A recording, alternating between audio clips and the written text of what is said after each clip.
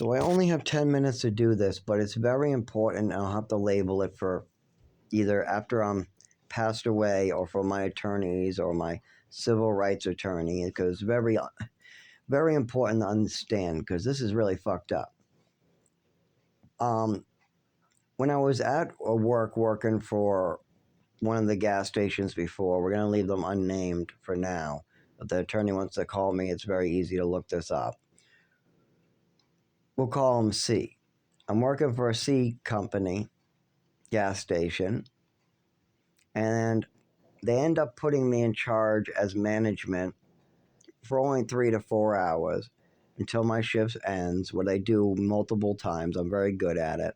I'm working with a heavy set lady and some other people, and I got my shift has ended. There's 5 minutes to go. I'm helping this heavy set lady. There's beeping going on. I'm shaking. My neurological disorder is pretty bad, but I'm holding it back. I'm getting shocked. I went outside. I took some CBD. I vaped the CBD to try to, bring it back. It helped a little bit, but not much. It wasn't really cutting it. I mean, I wasn't on Triliptal, I think, yet. I don't think I was. No, I wasn't yet.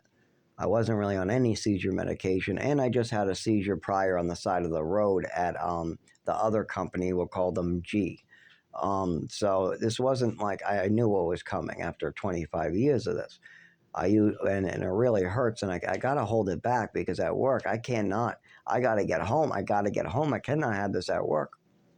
Anyway, so I get back into work. I'm almost done. I'm really close.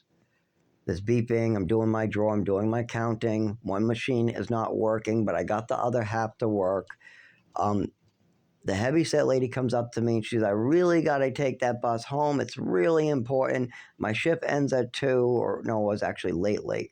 Whatever time. No, it was later at night. It was nighttime. My shift ends at whatever time. I really got to get home. I say, okay.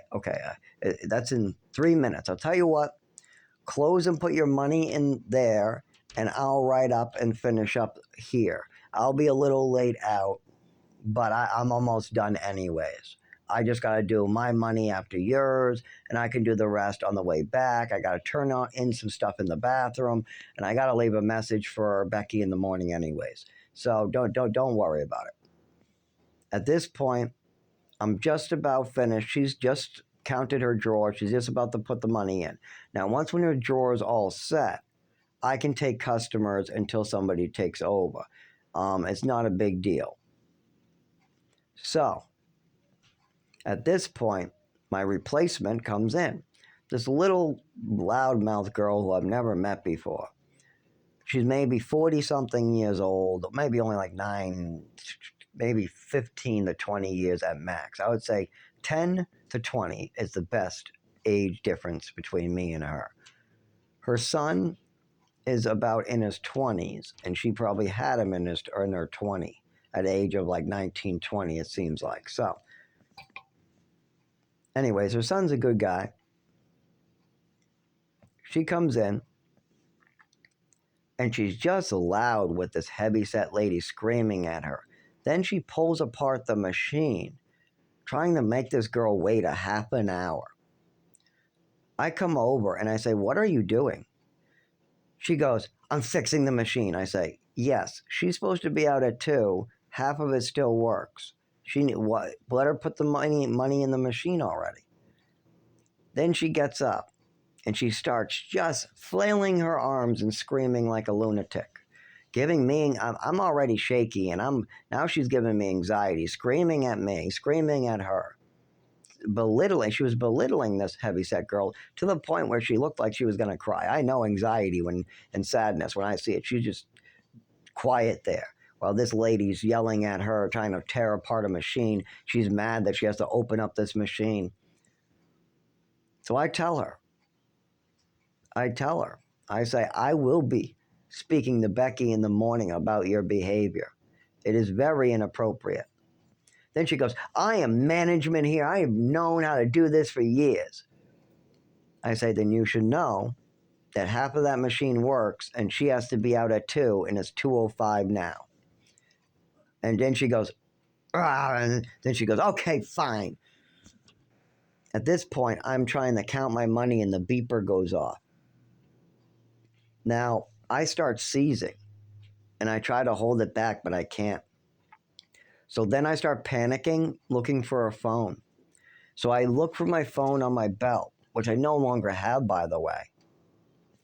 I don't find my phone on my belt. I just hold something to my ear like a block, and then I end up putting that on the table, finding a phone. Then I find the phone, and I'm on the ground. I think I walk, but I get to my drawer, but I'm on the ground now. And my legs are shaking. I'm not able to do anything, and I dial 911 for help. But I can't talk. I try to talk as soon as the lady comes on, and I seize. My whole body shakes when I try to say a word. Nothing comes out of my mouth, and my whole body goes, whoom. Oh, no. So then I look at the heavyset lady, and I pass her the phone. And as I'm passing, and I try to say the words ambulance as hard as I can, and all I can hear is ambulance, like a squeaky ambulance noise. But it did say the word ambulance. It did come out. I'm pretty sure I could hear. My ears never malfunction. I'm able to hear everything going on. Well, until I actually have a full-blown seizure. I don't hear nothing during my seizures. Anyways, at this point, I have a seizure. I let go of the phone. She grabs it. As soon as I try to lay my arm back, as soon as I try to bring my arm back, I go out. My whole body shoots outwards. I remember that, and then I'm out. Like my whole body goes as straight as it, and then done. Just a whole body like straight as a board. I'm out. Then I wake up to a door in my face, my head hurting, like I got like the back and front, and a door on my face.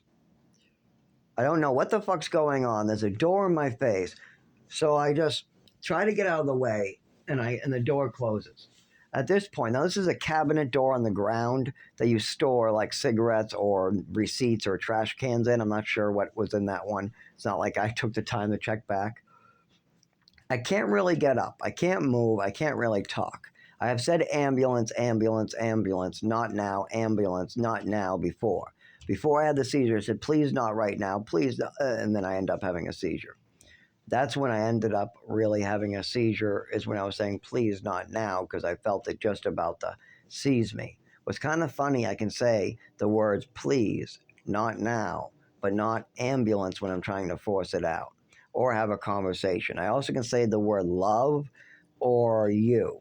Simple words will go out, but anything with multiple syllables is much harder to say when I start seizing, or I can't form sentences either. When it's about to come, I only can hold it back so far, and the more I try to explain, it just makes it harder to hold back. So anyways, this was very, very difficult. Now, this was not that bad. I was not really unconscious, I don't think, for too long. I think there was only a short space because the heavyset girl seemed to be in a different spot. And the phone seemed to be in the skinny mean girl's hand. And then I heard her this making up stories like this. He is flipping out on the ground. We're not sure if he works here. She knows I work here. Why is this skinny girl saying I... Then the police officer also later in court says that he didn't know I worked there because I wasn't in uniform. Meanwhile, on the cameras, I'm on uniform. Clearly, it says Cumberland Farms on my shirt. I'm wearing the uniform pants and the hat. All of it. I'm clearly in uniform. And I had that fucking hat strapped to me.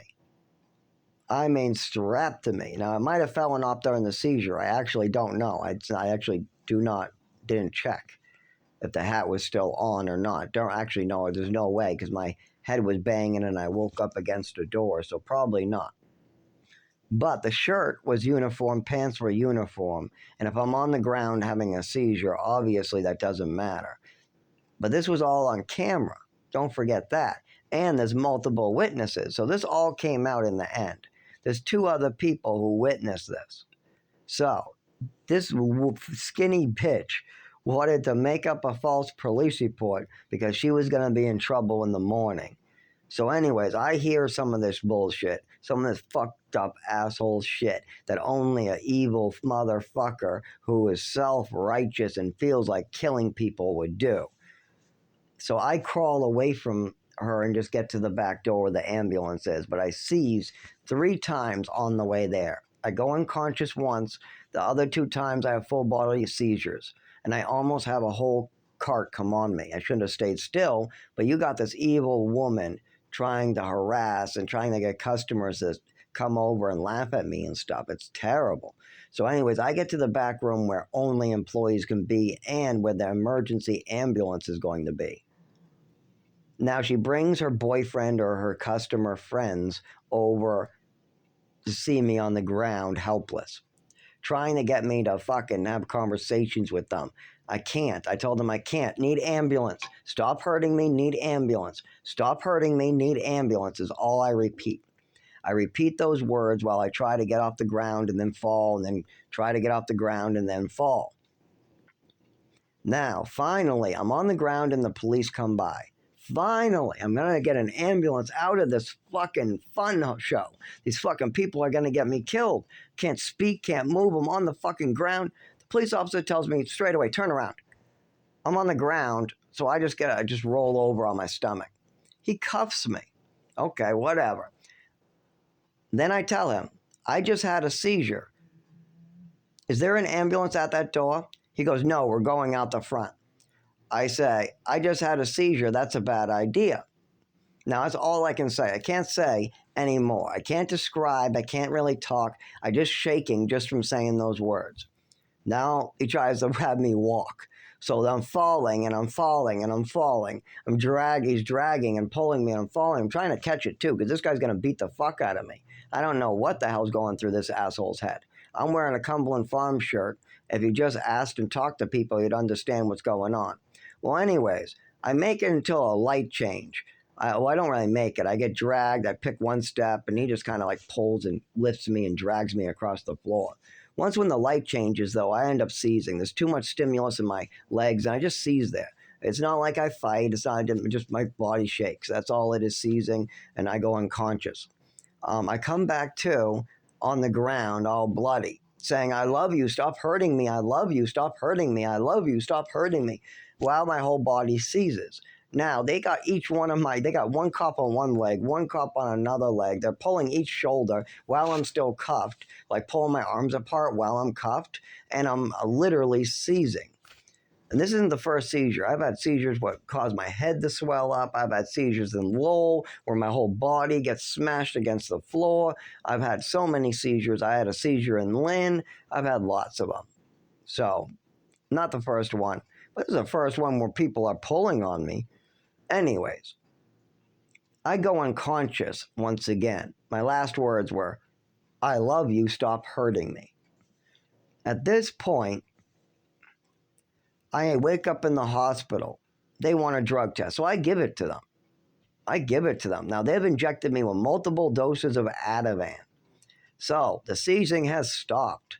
Now, I can't walk, I can't move, and I can't talk. I am fucked. But I can walk a little. I can hobble and fall and squat. Not only that, there's a police officer next to me.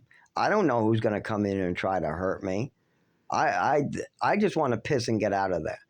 So I tell them what happened to me. I tell them I'll do any quick testing they want, but I need out. I don't feel safe with what just happened to me. I need an attorney right away. So I leave. I call an attorney, and I got a piece of paper that says I should show up for court. Of course, no judge, after seeing that camera footage, would ever find me guilty. Actually, the judge felt bad for me and wanted to give me an attorney that helps. He was supposed to send me a packet, but the police officers probably stopped the mail. It was supposed to be mailed to me, and it probably went to one of my neighbors. Something sketchy is going on with the mail, with any important mail that's supposed to go to any tenant in these buildings. I don't know what the fuck it is. But I was supposed to be mailed a packet that was supposed to show me different attorneys I could seek, civil attorneys, or people that could help me with this, seeing as it was on camera. We had multiple witnesses, but I need my seizure disorder documented. I really don't know. I mean, it would be hard for me. It really would be hard to talk about why I have these seizures in the first place.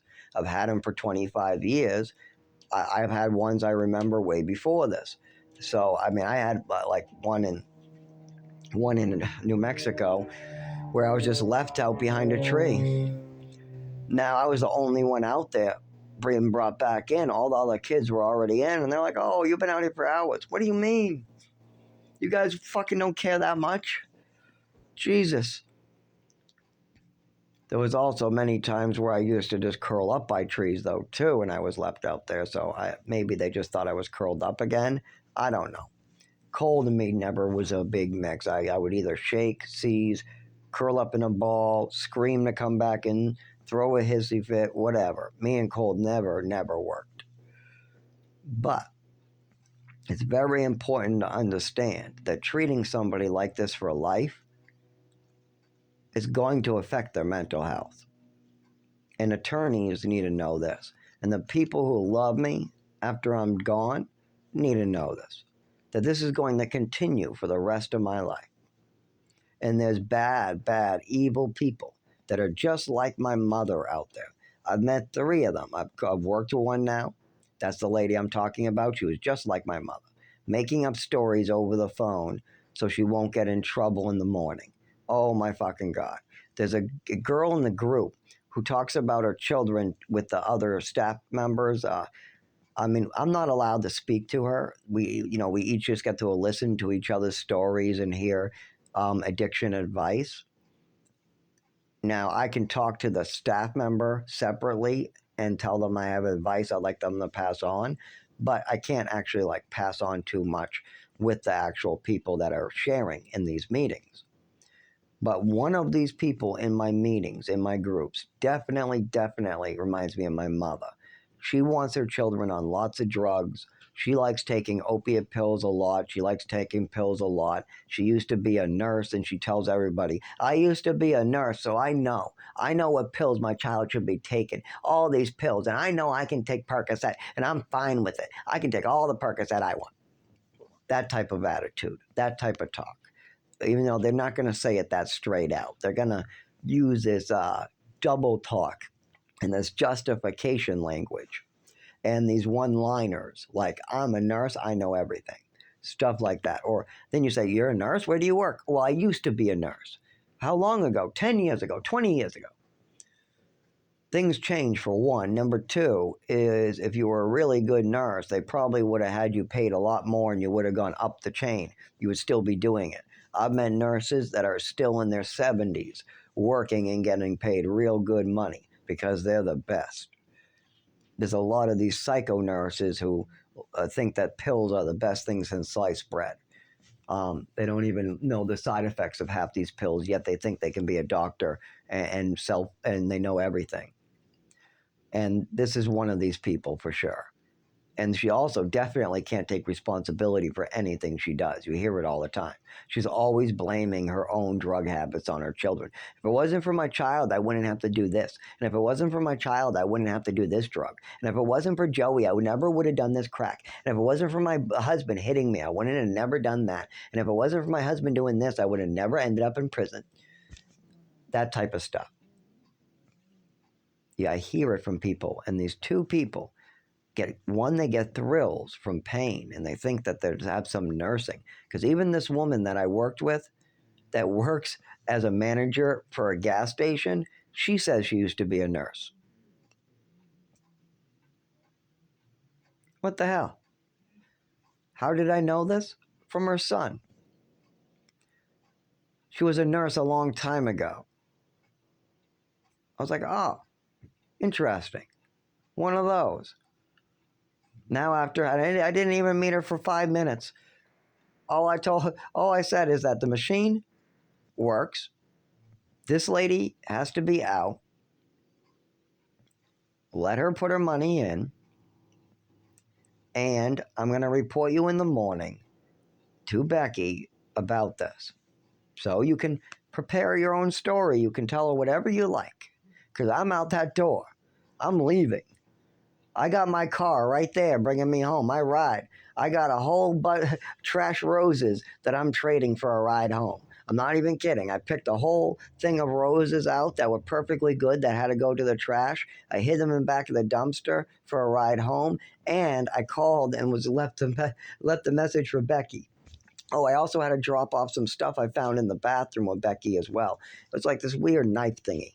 I used to find knives a lot at gas stations, mostly the one in downtown Rochester, but the big one I got one there too.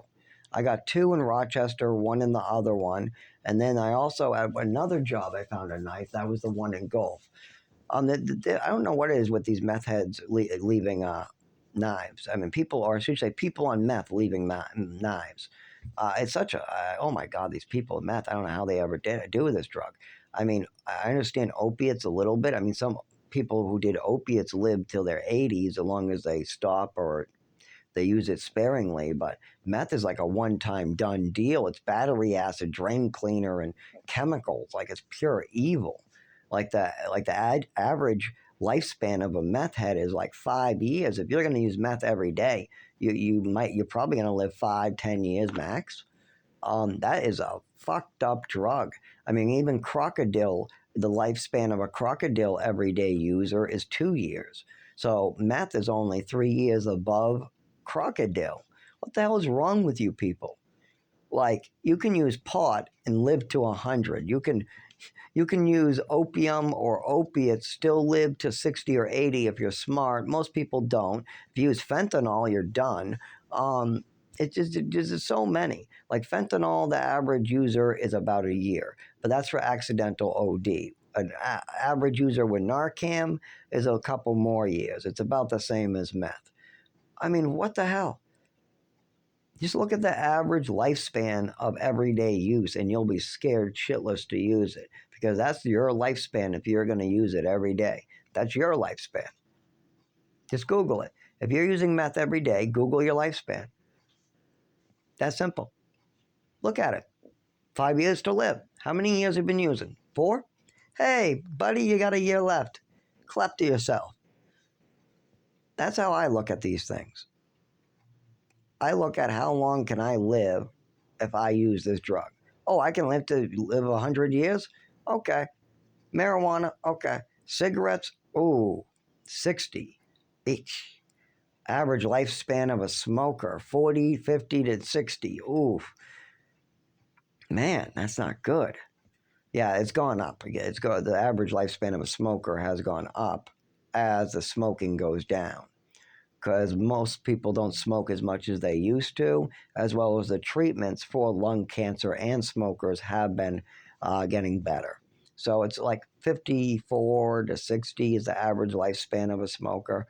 I forget what it is now, actually, but that was the last one I looked at in like a magazine or online. But there's a lot of these, and they change, and they do vary from state to state, and there's federal numbers. But you can get a good idea of how long you'll live.